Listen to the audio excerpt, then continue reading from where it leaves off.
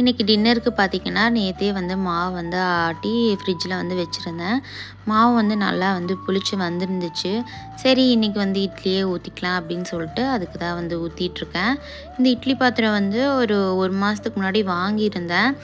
Quality எப்படி இருக்குன்னு தெரியல. நானும் யூஸ் பண்ணாமல் அப்படியே வச்சுட்டேன். சரி இன்றைக்கி அதில் ஊற்றிக்கலான்னு சொல்லிட்டு எடுத்து அதில் தான் ஊற்றிட்டுருக்கேன்.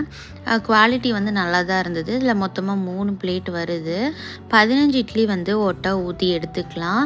நீங்கள் ஆயில் வந்து அப்ளை பண்ணிவிட்டு இட்லி ஊற்றுற மாதிரி இருந்தாலும் ஊற்றிக்கலாம். துணி போட்டு ஊற்றுற மாதிரி இருந்தாலுமே ஊற்றிக்கலாம். நான் துணி போட்டு தான் ஊற்றியிருந்தேன்.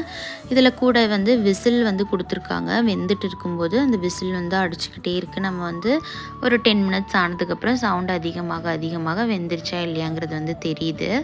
அதுக்கப்புறமா டின்னருக்கு வந்து கோகனட் சட்னியோட இட்லி வச்சு சூப்பராக சாப்பிட்டாச்சு. கிச்சனும் வந்து அப்படியே தொடச்சி விட்டுட்டு கையோட பாலும் வந்து காய்ச்சி மூடி வச்சாச்சு.